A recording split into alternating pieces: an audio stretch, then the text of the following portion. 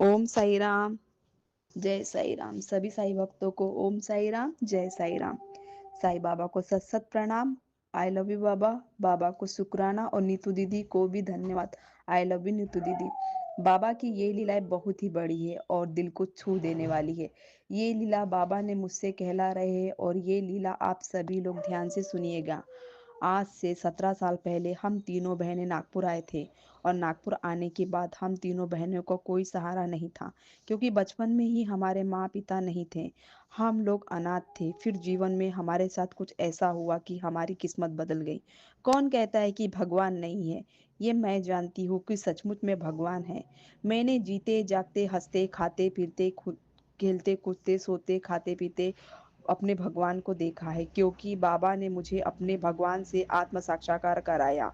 और वो और कहीं नहीं, मेरे पिता मेरे ससुर है, जिन्होंने हम अनाथ बहनों को सहारा दिया और तीनों बहनों का जीवन ही बदल दिया। हमें अपने घरों में और दिलों में जगह दी। तीनों बहनों की शादी कराई। तीनों बहनें अपने अपने जीवन में बहुत ही खुश है और मुझे ये परिवार भी खुशहाल मिला। मेरे पति भी बहुत नसीब वाले मिले।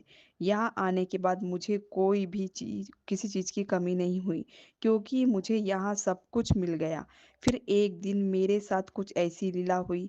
मेरे सपनों में साईं बाबा आए और वो मुझे अपने ससुर के साथ पलंग पर सफेद कपड़ों में बैठकर बोले कि ये मेरा मित्र है, मेरा दोस्त है, इनकी अच्छे से सेवा करना।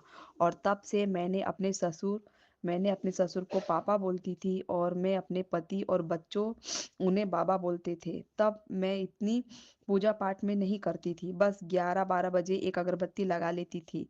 पर अपने पापा का समय समय पे ख्याल रखती थी। उन्हें समय समय पे नाश्ता, चाय, पानी, खाना, नहाना, ये सब निस्वार्थ भाव से मैं करती थी। वो भी मुझे अपनी बेटी की तरह ही रखते थे। उन्होंने मुझे कभी भी दुख नहीं दिया, खुशी खुशियाँ ही खुशियाँ दी। मुझसे इतना प्रेम करती थी कि शायद आज मेरे माँ या पिता होते तो वो भी मुझे आज नहीं प्रेम नहीं दे सकते थे, क्योंकि मेरे मन मंदिर में तो वो बस चुके थे। वो रेलवे में नौकरी करते थे और वो रिटायर हो चुके थे। पापा की जितनी भी पेंशन आती वो मेरे हाथ में रख देते थे। फिर एक दिन पापा ने हमें शिरडी जाने के लिए पैसे दिए। तब मैं अपनी दीदी जिया जी के साथ शिरडी गई। वहां पर पहुंचने पर मुझे रात 12 बजे चावड़ी के पास बाबा मिले। मैं अपने बाबा को अपने हाथ में उठा लिया और अपने रूम में बाबा को मैं लेकर आई। आने के बाद मैंने बाबा को गौर से देखा तो बाबा पैरों के पास से क्रैक हो गए थे। तो मैंने ये बात दीदी जिया जी को बताई तो उन्होंने कहा कि ये स्वरूप यहीं पे छोड़ दो। तो मैंने बाबा को वही रूम होटल में छोड़ दिया और हम लोग वहां से अपने घर वापस आ गए। और ये सब बात मैंने अपने ससुर मेरे पापा को बताई। तो उन्होंने कहा कि उसे वहां क्यों नहीं लाए, उसे तो अपने साथ लाना था, क्योंकि जहां से बाबा के पैर पे चोट लगी थी उसी प्रकार मेरे ससुर के भी पैर में चोट लगी थी। मुझे भी बड़ा बहुत दुख हुआ। मैंने आज बाबा को क्यों छोड़ दिया, मुझे लाना चाहिए था।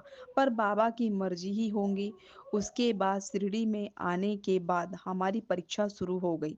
मेरे ससुर पापा बीमार रहने लगे और मेरे बाबा मैं जा बाबा की जितनी पूजा पाठ करती उतनी बाबा हमारी परीक्षा लेते।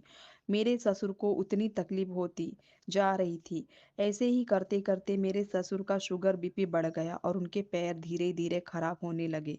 और कुछ दिनों के बाद उनके दोनों पैर सुन्न हो गए। पर मेरे पति ने उनकी निस्वार्थ भाव से पैरों की सेवा की, क्योंकि दोनों पैर तो बहुत खराब हो चुके थे।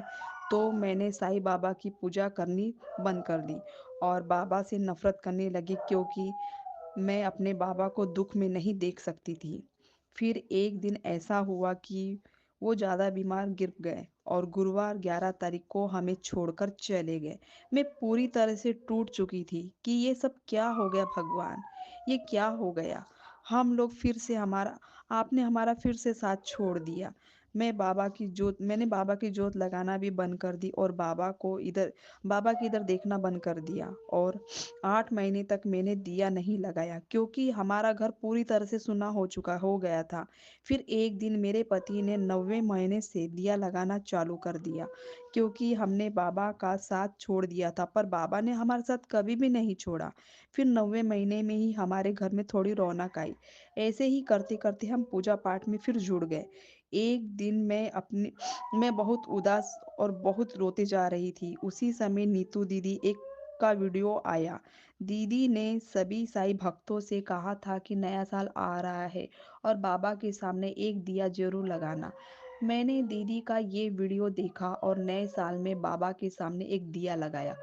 और आप लोग यकीन नहीं मानोगे, जैसे ही नए साल में हमने दिया लगाया, उस समय हमारे घर में ढेर सारी खुशियाँ ही खुशियाँ आ गई। मेरी छोटी बहन का डांस इंडिया डांस में सिलेक्शन हो गया। बिना पैसे के वो अपनी मंजिल तक के पहुंच गई थी, क्योंकि वो गुरुवार का दिन था। उसी समय बाबा ने चमत्कार किया, क्योंकि ये बाबा और मेरे ससुर मेरे पापा का ही बहुत बड़ा आशीर्वाद है। जिसने सच्चे मन से अपने माता पिता की सेवा कर ली, उसे कहीं भटकने की जरूरत नहीं है। माँ बाप में ही भगवान का वास है। जिस घर में माँ बाप हंसते हैं, उसी घर में भगवान बसते हैं। माता पिता की निस्वार्थ भाव से सेवा करो। बाबा ने यही कहा है कि मुझे ढूंढने के लिए कोई जरूरत नहीं है। जरूरत नहीं है, सिर्फ मुझे पहचानो। हम लोग बहुत भाग्यशाली है जो हमें भगवान के रूप में पिता, हमारे ससुर मिले और हमारा जीवन बदल दिया। शुक्राना मेरे साईं, शुक्राना मेरे Baba. Thank you Baba, thank you Neetu दीदी। सभी को ओम साईं राम, जय साईं राम। आज इस वीडियो के माध्यम से हम सबको बहुत बड़ी सीख मिलती है। बाबा ने बहुत बड़ी सीख दी है। जैसा कि अमिता ने ये अनुभव शेयर किया कि वो 3 बहनें थीं जो नागपुर आई थीं और उनके सर पे हाथ रखने के लिए कोई नहीं था। लेकिन कहते हैं ना कि बाबा से बढ़ के और कोई हो ही नहीं सकता। बाबा आए और उनके ससुर के रूप में आए, उनके सर पे हाथ रखा, बाप का प्यार दिया और सब कुछ संभाल लिया और वो भी बाबा की सेवा करने लगी। और बाबा ने उनको दिखाया भी कि मैं तुम्हारे ससुर के रूप में भी हूँ, तुम्हारे घर में ही हूँ। इस तरह से वो पूजा पाठ ना करके सिर्फ उनकी सेवा में ही लगी रही।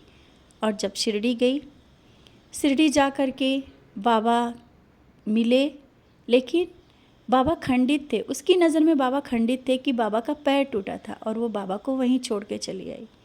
कहते हैं ना, जाने अनजाने में गलतियां हो जाती हैं। और जब घर आकर के क्या देखती है कि उनके ससुर का भी पैर में चोट लगी है। कुछ दिनों बाद उनके ससुर के पैर में चोट आ जाती है और फिर इसके बाद दोनों ही पैर उनके ख़राब हो जाते हैं, जिस कारण फिर उनकी कुछ दिनों बाद बाबा के शरण में वो चले जाते हैं। ये सब जो लीला हुई है ना, ये बाबा की रची हुई लीला है। हम सब के लिए बहुत बड़ी सीख है। सीख ये है कि कभी भी आपके आसपास अगर खंडित कोई बाबा का स्वरूप मिल जाए तो उन्हें जोड़ें और अपने घर में बिठाएं। पता नहीं कौन सा दर्द आपका बाबा ने वो ले लिया हो और उसे आप सही करें, अपने घर में बिठा लें। स्वयं साक्षात बाबा हैं वो। दूसरी, आपके घर में जो बड़े हैं, बुजुर्ग हैं, वही उन्हीं में ही बाबा को देखें, उन्हीं की सेवा करें, ना कि घंटों पूजा करें और उनकी सेवा ना करें। ऐसा नहीं है। अपने से बड़ों की सेवा करना ही सबसे बड़ी पूजा है। आप पूजा पाठ दिया मत लगाओ, अपने से बड़ों की सेवा करो, यही सबसे बड़ी पूजा है। और उनका आशीर्वाद ही बाबा का आशीर्वाद है। बहुत सीख मिलती है। तो ऐसे ही रास्ते पे चलते रहें। सही रास्ता यही है कि अपने से बड़ों की सेवा करना और उनका मान सम्मान करना। इसी के साथ ओम साईं राम, जय साईं राम।